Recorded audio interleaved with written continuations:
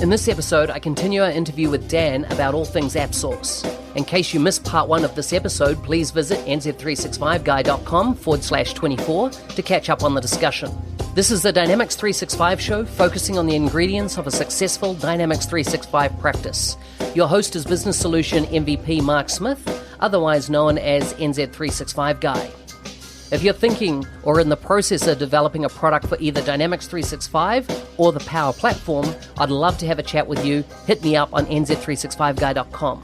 To review the show notes for this episode, please go to nz365guy.com/28. I'd like to take the opportunity to thank our generous contribution from our sponsor, Ingenious.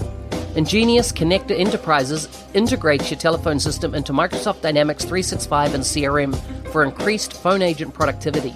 The solution equips service desk and contact centers with features like screen pop, click to dial, automated call logging, and call reporting for a comprehensive view of interactions.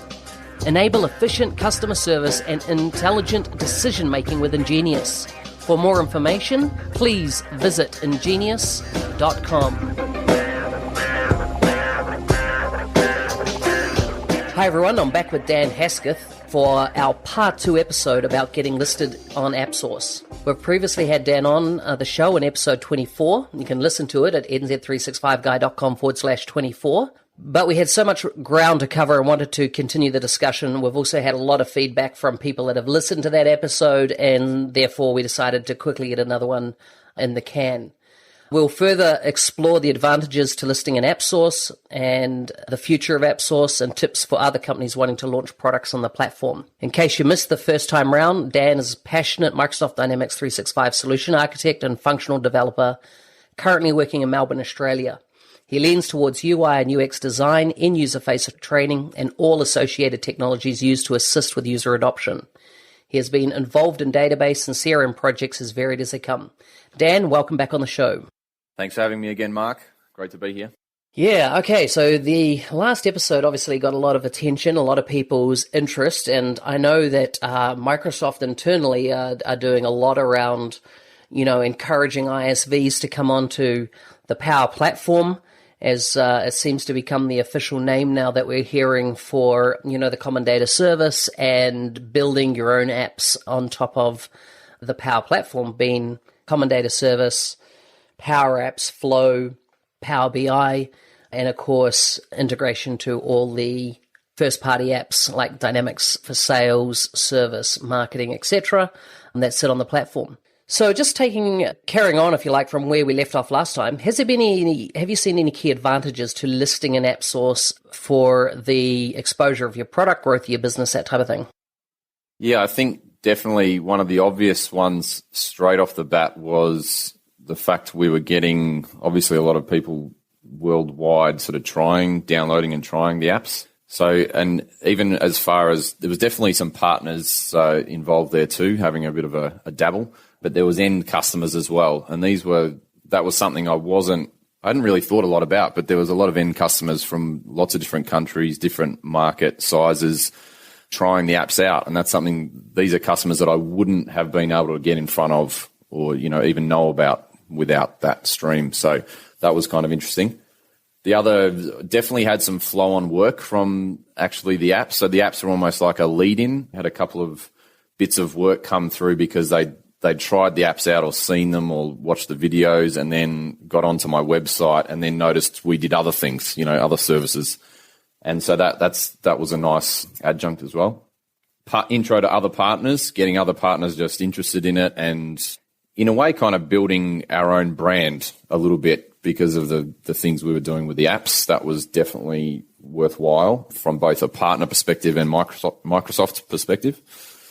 One other thing that's probably been a big advantage that we may cover a little bit later is the other Microsoft programs and things that sort of hook in to AppSource as in the OCP catalog, and it was also forming maybe part of a CSP Tier 1 requirement, and also the new Competency that's come out, which we'll probably talk about later. So that's definitely some advantages to listing, apart from the obvious things.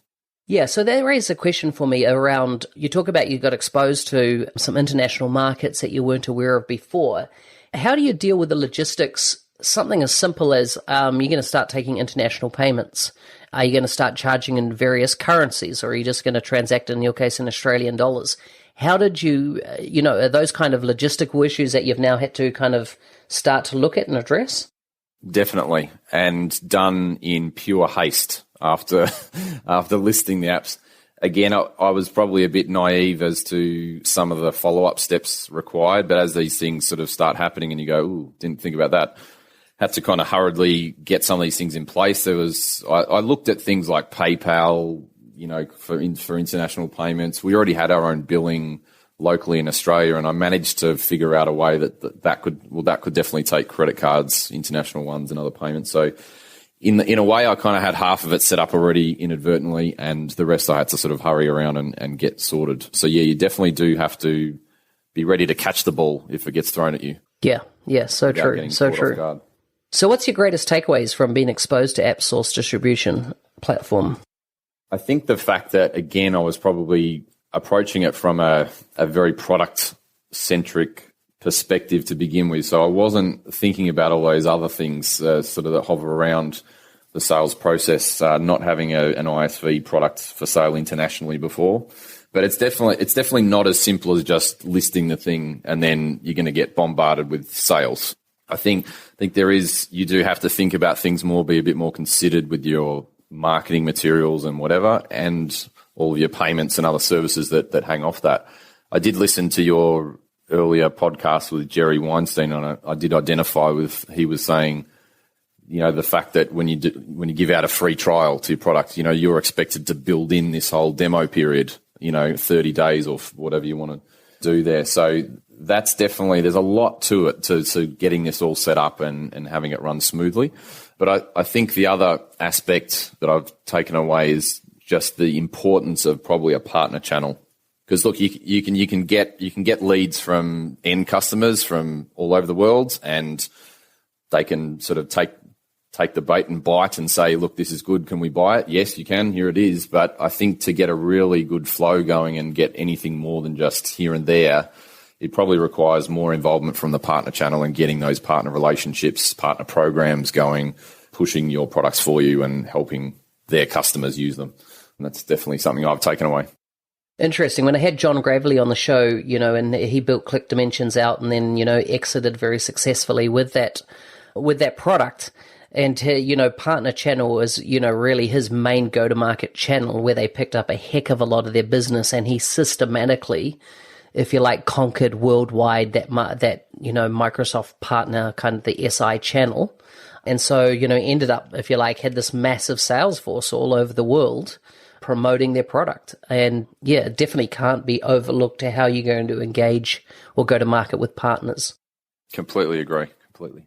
So that just around that topic then, have you given any consideration? Like, I always see that with partners, there's really two channels of engagement with a partner. So you've got the partner's going to set up kind of some reseller agreement, have that in place with you. There might be a kind of follow-on revenue clip associated to it. In Click Dimensions case, that did exist. And even, back in the day, in the way you sold Dynamics CRM, you would get revenue recognition from Microsoft rebated to you. And it would last for, let's say, the first year and then kind of, drop off, after that point, kind of, for the license renewals and stuff that you would have in place. But I always feel that there's one of the channels that are missed are actually Dynamics 365 consultants. And that they are, you're going to get a couple of consultants that are really passionate about your product. And when I say a couple, I'm saying a couple per city, and, all going well. And so, and it's kind of like, what's the reward in there for them? Now, you can say, hey, that's just part of their normal job and good luck with them. But hang on a second, we're in business, everyone's got to put food on the table. And I just think that, or buy some toys. And I just think that, sometimes the individual consultant is overlooked as how do you kind of encourage them or compensate them, that really go out, and if it's not the salesperson that's actually selling this kind of add-on solution, or the sales kind of already in train for the Dynamics implementation. And I just feel that, things like, Amazon and Amazon vouchers and things like that are just a untapped resource, because you can't give them kind of like a cash incentive necessarily, because they're bound to have employment agreements with their own employers that say, hey, you're not allowed to, moonlight and, sell your own stuff, but the thing is that, a gift card, $50, $100 gift card at, Amazon, every now and again in an informal way, I think would go a long way to build, that kind of channel. And I think it's an untapped channel that exists around the world. What are your thoughts on that? I think that's a very, very good point. If you didn't hear me, I was just writing that down. But I definitely think you're right that going direct to partners in a sort of formal partner agreement, partner channel, reseller arrangement is the obvious one. And that can definitely bear fruit, like John Gravely's proven. But I think you're right that there's definitely, in particular we mentioned in the first podcast around the types of apps that people are listing anyway. If it's a small add-on like mine are, or a little add-on versus a full vertical solution, probably the angles are different. But for a small add-on, you're right, the consultants out on the ground are actually the ones that probably, number one, might see the benefit for themselves to make their life easier, implementing for their customers, and number two, obviously giving their customers something they need. So I think you're right that there should be a way of compensating them or encouraging them to look at these options. It's interesting because, I'm a bit of a fan of John Gravely and what he did, because he did it twice. He had a company called C360, and that company started off as just add-ons, little add-ons, to Dynamics back in the day of filling gaps, that the product had. And, one product led into 2 and led into 10, and all of a sudden had once again a very successful business that he was able to exit from successfully, and do very well from. And I just think that, you got a couple of products in market, but, fast forward 5 years, could that be that you might have 10 products in market and you've actually got a distribution channel then in place, around the world? We can hope. Yeah. What enhancements would you like to see made in AppSource? What's missing? This is a big one. There's a couple of things here, and I think from everyone I've listened to and some of your podcasts, it's come up. I think one of the big things from my point of view that's missing is security and licensing. Now, this flows back to the main core products as well that you're building on. So the platform, so Dynamics 365 itself. I think there isn't quite enough security in place to protect people's IP, in particular in the way that AppSource, the delivery method's working. So they're pushing the fact that you should be doing free trials with people to let them install in their instance your product, your solution. And there isn't a mechanism to rip it out again, after the 30-day trial. So it sits there. Now, it might be a managed solution and you might have, obfuscated code and all that sort of stuff. But in reality, there's no way of pulling that back out again. So I think security and licensing is a massive topic on its own, and IP protection, but they're tied to the platform, and relying on that changing first, which might be a little while, but things are changing, as we know, daily. The other one is billing. So billing and actual, being able to effectively turn AppSource eventually into a place where it can handle the licensing and cost and billing. So if someone wants to try the thing and then buy it, it's sort of all handled internally. At the moment, once again, AppSource is an experience platform. So it's up to us individually all over the place listing apps to try and build in this 30-day trial mechanism, try and build in our own billing, international billing, demo periods, everything. So there's a lot of gaps there around why are we all doing the same thing over and over again, in a kind of ad hoc way. It would be great if there was one size fits all solution. I did even have Neil Benson, when I did a talk at Dynamics 365 Saturday, suggest that maybe we should just go and do it ourselves, build something and then license it, make a business out of it. Good idea. The other thing is probably the user experience part of, downloading apps. It's pretty good, but it does have room for improvement. And one area I've found is a little bit lacking, in particular with the test drive feature, which we were big on using, and that's what my apps are utilizing at the moment on the AppSource site. We allow people to jump into our environment and experience straight away, effectively, our apps running in our own environment, test data, within seconds they can try it.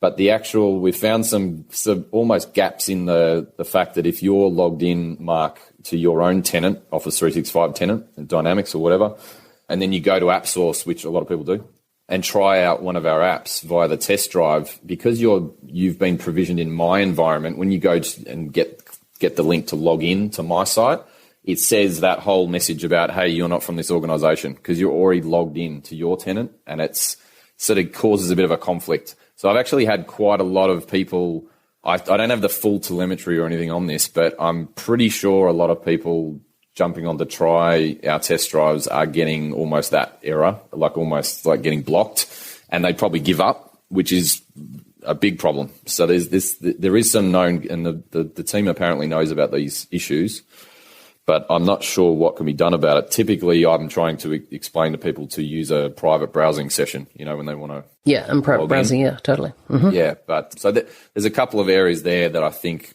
could use a lot of improvement, and they are big things to tackle. Yeah. Interesting. It's making me think, hey, I should try and get somebody, the PM of the AppSource product, on the show and put a bunch of these questions to them and see if they can move the dial on some of them. So what do you see the future for AppSource? What does it hold in your view? Well, I think, as we can see, again, I don't have the back-end figures like you may have seen these, but the actual number of customers using the site, downloading trials, using the test drives is, from my point of view with my apps, I was pretty astounded as to how many of these I'm getting. So without any marketing, again, any other pushing, it just literally they just keep coming. So the site is getting traffic, the platform's getting traffic. There is customers now going to find these solutions for themselves rather than the old days where they would always come to us as a partner or whatever. They're just going out to find this stuff themselves. So if you have to be in it to win it, you don't want to be not on here because you don't agree with some of the parts that are lacking maybe, or that aren't quite there yet. It's sort of, you could be missing some opportunities. And I think, I always ask, myself, where are we going to get our new customers from? And I think a good friend of mine always says, that's a classic problem everyone has in any industry. Where are we going to get the sales from? Where are they coming? Where are our customers? Where are our ideal customers? And the actual answer these days is everywhere. You can't kind of just do one thing anymore. You have to be doing everything, everywhere. Yeah. Interesting. So let's take a look 5 years ahead. Where do you think AppSource will be? Or where would you like it to be? Well, I would definitely love it. Going back to the sort of enhancements that I'd like to see made, in a way, in 5 years' time, I would hope that the platform is a lot more integrated, I guess, as far as billing, licensing. It does seem silly that we all have to go around building all this stuff, reinventing the wheel, when Microsoft could easily provide that kind of a platform for us, whether they take a clip of it or whatever, who cares, as long as they're doing the right thing. I think the security and IP protection is something I would definitely hope that they address as fast as they can. But again, hopefully this Power Platform, everything's moving really fast there. Hopefully the last sort of 7-8 years of CRM from version 5, I guess, CRM 2011 onwards, has been pretty static. The solution framework has been pretty much the same in Dynamics terms. And I'm hoping that maybe we get some extra development on that stuff. And I know with the Power Apps now being, you can deploy them in solutions. And so that stuff's all coming together. I'm hoping that we get an unlock of some new features there on that side, that we can protect ourselves a bit more with our ISV solutions. Yeah, it's almost like there needs to be some type of vein or artery to your solution that is controlled via another, cloud environment, that if you cut that vein or artery, the solution dies inside the tenant, becomes fully obsolete. Exactly. I mean, that's kind of what we've done with our apps, to be honest, and that's the way you have to go about it. If you have everything client-side, JavaScript, or even plugins, server-side, it's really still not robust enough. People can still just try to turn the plugins off or get around things. So yes, having a vein, as you say, into Azure or some other licensing service, and that's how we achieved the 30-day trial scenarios and other things. But yeah, that's I hope a lot of that stuff's definitely sorted within that period of time, the next few years. And look, I think it will only get better. Obviously, the user experience will get better. People are used to the iOS App Store. That's what they expect. Just click a button, download it, try it. Yeah, but like, I know talking to people in the product team, they've got no intention that it's ever going to be an iOS App Store. It's not going to be iTunes. It's not going to be Google Play. That's not their kind of model. So therefore, what's going through my mind is that perhaps they're never going to put in a mechanism to control licensing or a mechanism to control billing, which if that's the case, then I think that, yes, there's an absolute opportunity for somebody to come up with that kind of IP functionality that allows you to plug into any kind of payment gateway of your choosing, but add that into any type of application at a cost model that's, not arduous because it's part of really another solution. But, that type of tooling, if Microsoft, has no intention or no plan, and it'll be interesting to get their take on that, then I think there is an opportunity for somebody to create a kind of like standardized solution that everybody that is in the space can go, hey, it's a no-brainer just to adopt that rather than build my own unique thing when it's really wanting to handle those two scenarios, payments and licensing control and or IP control. Agreed. I completely agree with that. Yeah, okay. So when we look at revenue streams through AppSource, obviously there's nothing that comes from the platform as we've just discussed. But let's have a look at how you consider revenue streams or if you like, even licensing constructs in a model where, you distribute to AppSource. Are you looking at, the kind of SaaS model where it's a month-by-month ongoing recurring revenue, and therefore you've really got to set up an automated payment solution around that, right? Because you don't want to be manually invoicing each month. So you got that, or are you going to sell it as a formal license, kind of like the old model, you license for 3 years, maybe add maintenance on, that type of scenario? Or is there something else? What are your thoughts around that? We definitely went through that thought process ourselves, and my mind kept going back to Shaka Chabot. I think, I'm not sure if I'm pronouncing her name right, but there was an Australian Partner Summit session she did a year and a half ago, where she mentioned the whole pricing scenario, the pricing conundrum, and how a lot of people are sort of shy about putting pricing on their websites and they try to hide it. Her view was just to put it out there, advertise it, but you're going to change your pricing about 6 to 10 times, statistics show, because you're not going to get it right the first time. Don't worry, just do it and figure it out. Now, I think there is definitely lots of different models in the Dynamics world. We've seen a lot of these, the move to per user per month scenarios. A lot of people do that.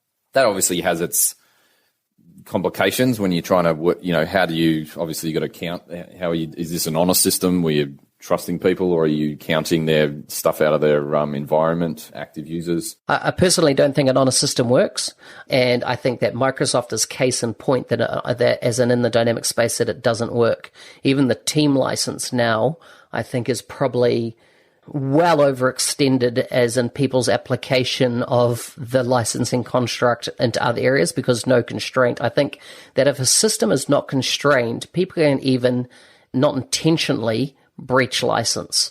And, Microsoft is, in the dynamic space, it's always kind of been this, honesty system. And I think it's ultimately flawed. I think a lot of revenue's been left on the table from it. And so I think that, my advice would be don't go there with a honesty system.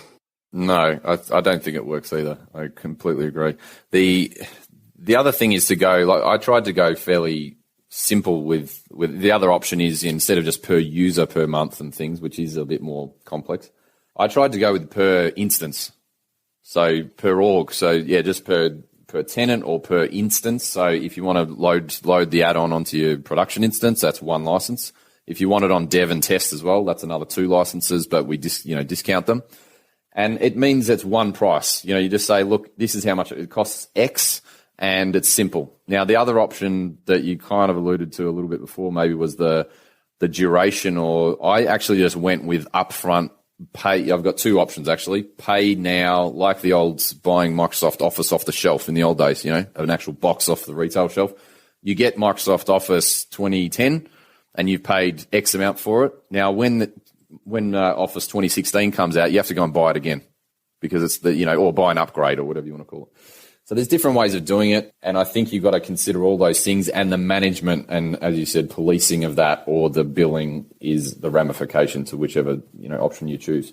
I just tried to go really simple. I pretty much went with the whole method of just buy it and it's yours. Buy it once and it's yours for your environment. And that was purely out of my own fear of not being able to manage like too much complexity on my side, billing and stuff initially. But you notice a lot of other ISVs doing many other methods.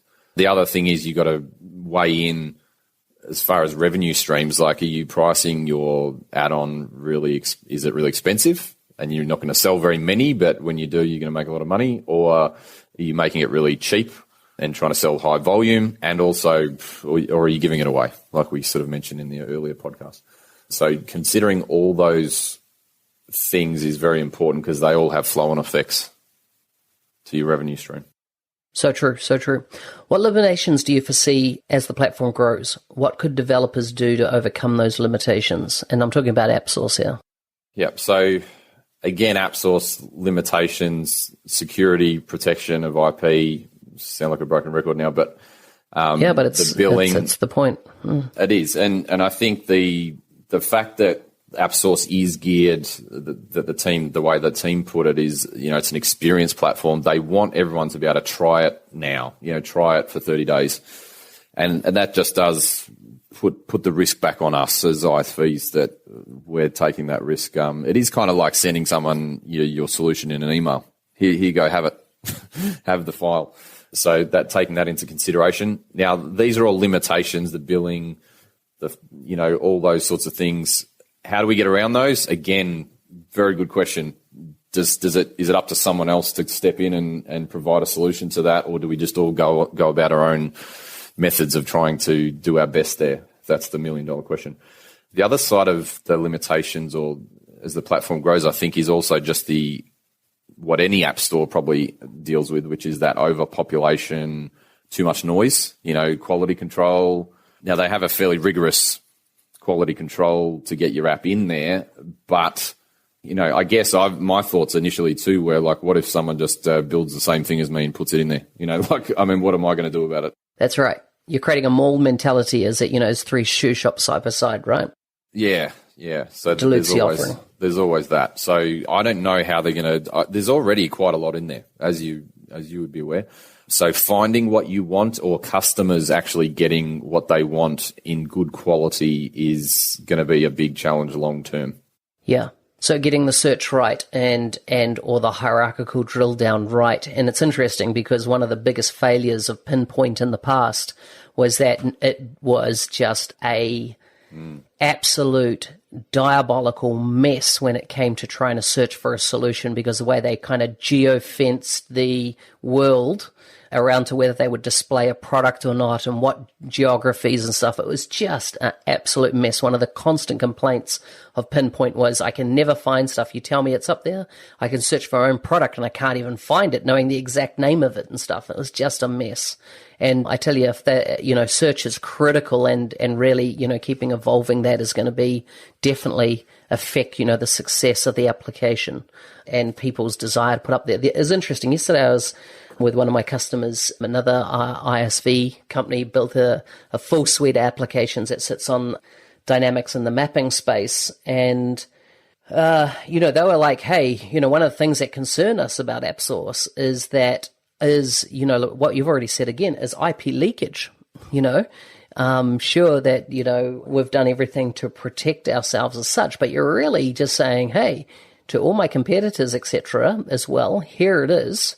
Take a look. And it can be simple stuff, right? As in, there's companies and geographies around the world where they can reverse engineer a product very quickly and produce a ripped down version. I mean, it happens in industry, Nike shoes, Adidas, whatever, this kind of stuff is going on all the time. But if you like, because there's none of that kind of like real control around the IP, I definitely know there's people that have concerns about listing and allowing, as you say, that experience thing that Microsoft's driving on the platform. Yeah, experience is also giving, inviting anybody to come in and just copy and rip my idea off as well without any kind of recourse. It was one of my biggest concerns going into it. And they're really, I guess we came to the decision at some point that it's kind of like I can just sit on the sidelines here and never put my hand up and never get a dance, or I can just say, you know what, take the risk. And if someone goes and rips it off and goes and sells it and uses it for their own customers, and I'll never know about it potentially. But c'est la vie. Yeah, that's the risk you take. But yeah, I definitely think that's one of the biggest fear factors going around. Yeah. What's your best tips for companies wanting to launch products on AppSource? If someone came to you tomorrow and said, hey, I've got a brilliant idea, built this product out, and now I'm ready to get on AppSource. Tell me the things, what things at the top of your mind must you execute on correctly? I think initially when I listed, I was very much focused on the product itself and the functionality and the delivery of it and how it looked and how it worked. More so afterwards is when the reality hit in about the whole marketing piece and the channel and how are you going to sell this, how are you going to bill it, all this stuff. I think depending on your business's makeup and how much of this stuff you've already got in place, it might not be as much of a jump for them, so maybe it's not a big deal. But obviously thinking through your whole plan around, why are we doing this? What are we going to do if we get leads and we need to demo? Is this going to be a drain on our resources? Do we have time for this? How are we going to support it? I mean, the other thing we probably haven't touched upon a lot is how do you support those products? All ISVs support their products, but often it's kind of more so with a close-knit base of customers that you've sold direct to. What if it starts opening up where you're selling things? I had a lead from a completely random type of business near the beginning that was like a manufacturing kind of company somewhere in middle America. And it was just blew my mind a little bit. There's this little company somewhere in the middle of America that wants to use one of the apps. And I was like, how's this going to, this is the reality. How's this going to work? How am I going to deliver it to them? Make sure they're happy with it. Make sure that they're getting updates from us and knowing how to use it and that user experience of being happy with it. And that's very hard to do when you've got a couple of hundred of these people scattered all over the globe and you don't have that touch and feel. So it's an interesting point. But I would just say you just got to plan all this stuff out and think it through a little bit more so than just the product itself. And it's a bit different to selling to your own customer that's down the road from you or in the same country. Yeah, so true. As in, I'll give you another example that I've had is Experido were based in Belgium from memory, and I was based in Sydney when I was using their product on a lot of projects. And they just didn't accommodate our time zone, period. And it was kind of like, it almost became a deal breaker in that their product had been a great product. It had grown, they've just recently sold it to a Canadian company. And yet they hadn't really thought out their business model for dealing with an international time zone diverse audience and making sure they can support, because, in a modern, always on connected world, in my business hours, and, in let's say America, for example, is your sleeping hours in Melbourne, how do you make sure that a company can get support around the clock, which is really a 24/7 almost, or at least a 24/5, or really 6 if you're going to cover the time zones, right, experience. And so how do you make sure that everything, from bug tracking is formally, there's no gap, nothing's falling through the gaps, to someone raises tickets, that you've got to have a whole ticketing engine in place, and it's got to really kind of work to the expectation that people have now. I'm finding more and more that all type of support I'm doing is always via web chat. And it's just so much better because I know I'm not kind of sending a request into the ether and going, I pray they have a workflow that works and is not, down today, and I'm going to get the response. And now it's just like web chat is fantastic. You can ask your question, you're 1 minute away from being supported, and here's the answer. Oh, we've just logged into the back end and did X, Y, Z and solved it for you. Have a good day. See you later. And I'm just like, that's just the common expectation nowadays, and part of scale and going to a global audience. You got to think about that type of stuff. Absolutely. To take a product to market like you have, what recommendations do you have outside of just the AppSource? You've mentioned engaging with partners, but what else is involved? Oh, well, there's so much. I mean, getting, like we've just touched upon even in the previous question, the fact that you have an idea or a product that works, and it depends how sophisticated it is. You mentioned Experido and these other doc generation, even click dimensions, you've mentioned. Depending on the complexity of your product, you're used to selling it and installing it, giving it to a partner, and they're installing it for you or for the customer. These are just the very beginning parts of the equation.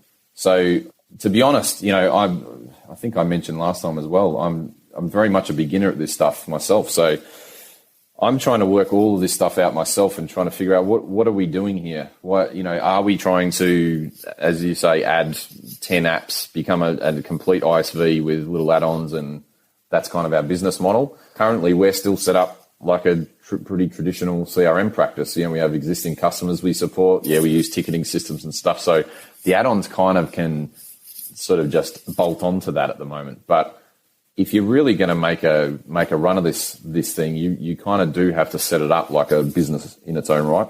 And I think looking at all those other guys that have done it before, the John Graveleys, all these MS CRM add-ons, all these guys that have been doing it for a long time, they've obviously got a massive time advantage on me. So got to learn from these people and seek out as much information as you can about whether this is really what you want to get into.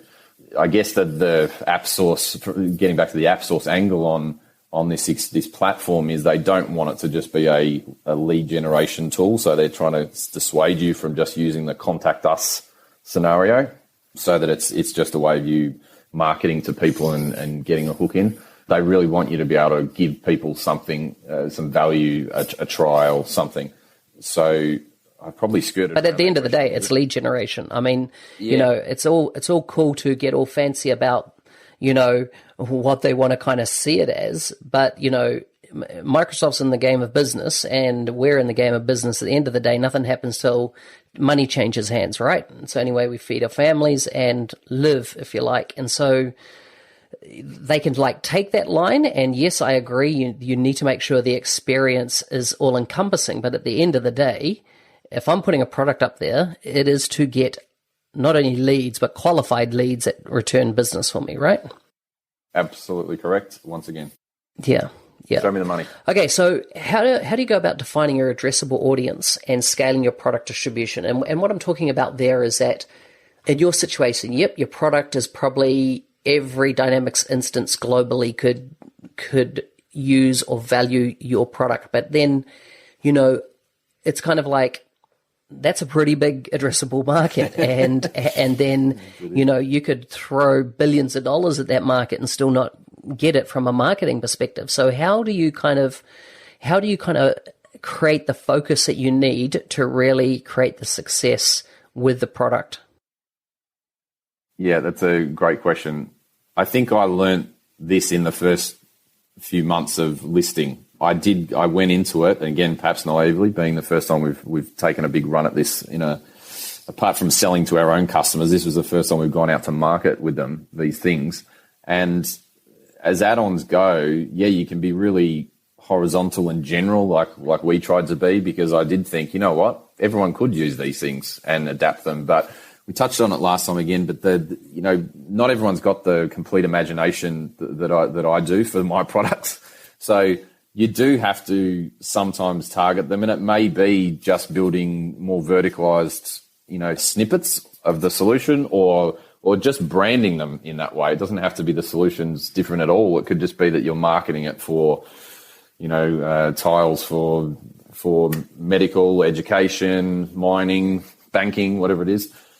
And so definitely picking your verticals, it's always been true that, if you've got some vertical experience, you're going to probably have a bit more success. I think that's true with the apps too. Target markets that you think would use those features more, get more benefit out of it, and you'll probably have a bit more success. My experience has been that while I've gone very broad, it's kind of a bit all over the place. Like I said, I'm getting leads from just completely all, random types that industries I've never had any experience in. And I know that the tool can enhance that, but I'm not as confident as the industries I've worked in previously and applied those tools. So trying to be a bit more vertical is probably a good idea if you can. Yeah, so true, so true. So we've talked a lot about AppSource and your journey in creating business apps on Dynamics. Can you tell me a bit about the pitfalls to avoid in listing an AppSource? And just so really, those that are listening here kind of are aware of those and therefore can come up with solutions to handle them. Definitely the first one would just be the time and resource commitment. I think your previous guest, Jerry Weinstock, Jerry Weinstock mentioned that earlier, that the actual time and effort it required and the money effectively for that business to commit those resources to building it out and listing and publishing was considerable. And for me, it was also, but it was almost a labor of love for me. It was a bit of a nighttime activity as well. It's burning the midnight oil. And so that, any business going into this, even if they've got the existing add-ons or solutions and ISV things that they're selling themselves in the channel, there is a few things to jump over, a few hurdles. So it's going to take some time and money and commitment from the business to get them listed. And I think the post that, getting them listed, I think the big factor is just all the other things we've discussed today. The fact that you're going to have all this other ancillary structure set up to handle how are you going to market it, who in your team is going to handle those queries and do this, maybe your sales team. And depending on your size of your organization, I'm small. If you've got a large organization, maybe you can just, it can be absorbed into the existing resources, or you may have to put someone on. That's the reality of it. And that's a good problem to have if you get enough inquiries that it's generating sales and you need to put on more staff and it's building a business. That's fine, but it will be a drain on your business potentially in the short term. Yeah. Okay, let's take a quick chat around Microsoft partner competencies for ISVs. I know a new competency's recently come out. What do you recommend competency-wise to go after now, knowing what you know? Well, obviously, in our Dynamics CRM, Dynamics 365 customer engagement sphere, you've got the cloud, business applications cloud, obviously. But in terms of AppSource, the interesting one that you alluded to was the new ISV Silver and Gold competency, which was announced. And that is an interesting one because it actually doesn't have a huge amount of requirements yet to achieve that. So off the top of your head, what are they? What are those? I believe from reading the documentation that the main requirement was actually that you have an app listed in AppSource or on the Azure marketplace. And there isn't a performance requirement as yet. And the other requirement is you pay your fee, but that's pretty standard. What's a fee? What's a fee just for listeners? I think the fee was around, quote me, $1,600 or, $1,600. Okay, that's not too bad. Something around that. Yep, I've definitely paid north of $7,000 for my gold competencies in the past, so that's not too bad, right? It's a low barrier. Even if you're a sort of Microsoft partner network and you don't have a silver competency or gold in, cloud business apps and you've gone for the action pack or something, that'll cost you $500, so it's sort of like a middle tier step, I guess. But the beauty of it was that if you've got your app now listed in AppSource, you're going on that train, then the ISV Silver is apparently pretty much there for you to join. There is being just released. I hit the usual hurdle that I was like, great, this is fantastic. Sign up. Sorry, for Australia and New Zealand, at least anyway, that I inquired about, you can't sign up for ISV, the new competency, until your MPN information has been ported to the partner center. And there's no actual idea on when that's going to happen.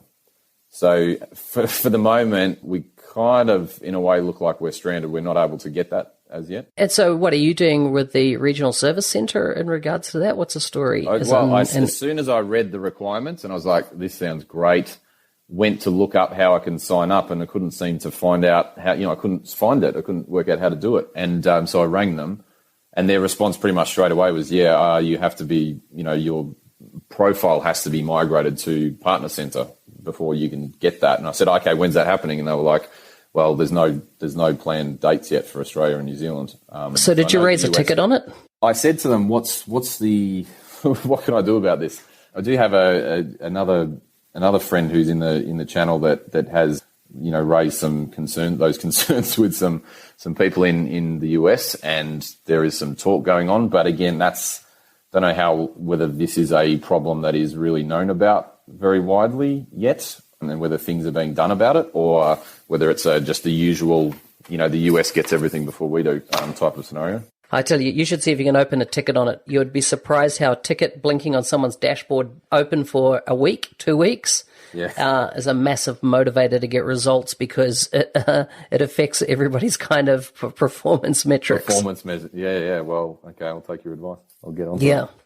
Okay, so just what's the requirements for this competency? So it's listing on AppSource, paying, let's say, less than $2,000 fee. Anything else? No exam requirements and no performance requirements at this stage anyway. Now, obviously, they may slap something like that on later on, but totally. At this stage, at this point, that's it. So awesome. Pretty easy. Sounds fantastic. Hey, before we get on to some quickfire questions, is there anything you'd like to add? I think the only other sort of thing I was thinking about recently was that, there's a lot of other, as being, in the AppSource platform, it does kind of open up some other things that people might have heard of and may not have, when we mentioned the old other Microsoft programs like the OCP catalog, which is the way that, you can, other large scale partners use the internal OCP catalog to buy solutions and ISV solutions. And also Microsoft's internal sales and success teams use it when they're trying to, help customers.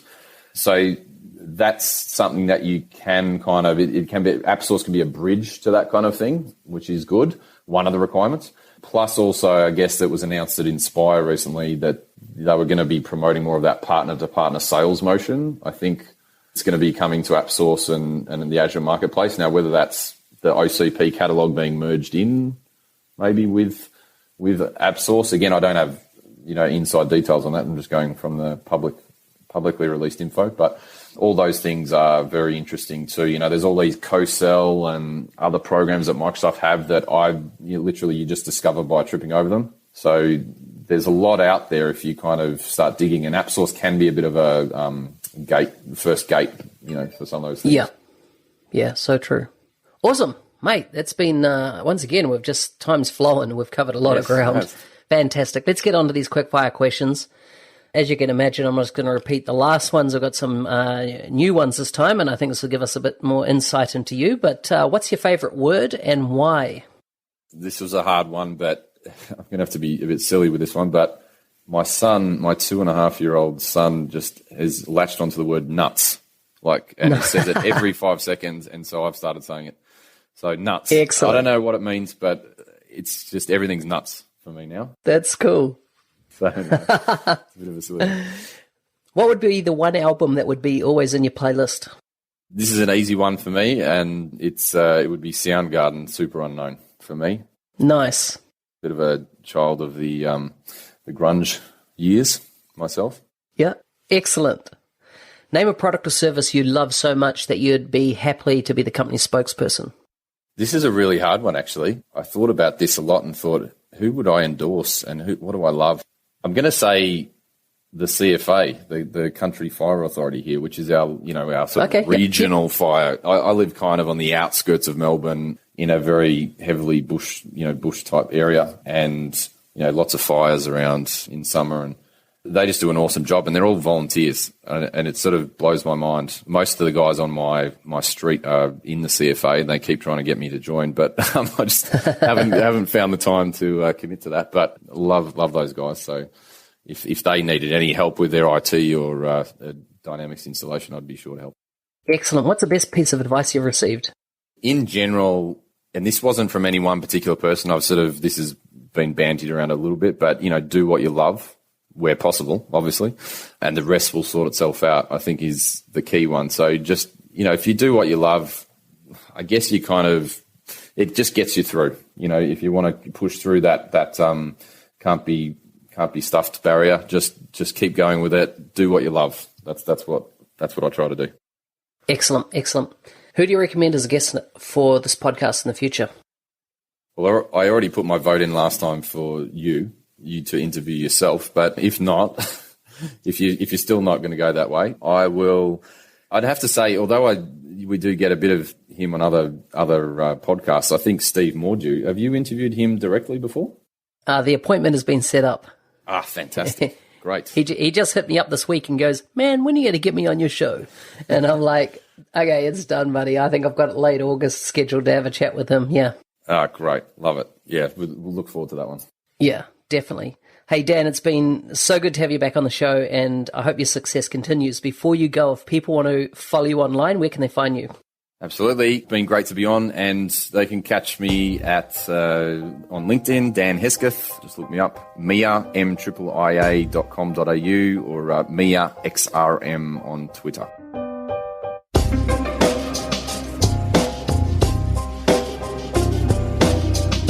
If you're interested in taking your career or practice to the next level and would like a coach, please get in touch. You've been listening to the Dynamics 365 show. Please consider subscribing to the feed on any great podcast player. For show notes or to discuss anything covered in the show, please go to nz365guy.com/28, and I look forward to catching up with you soon.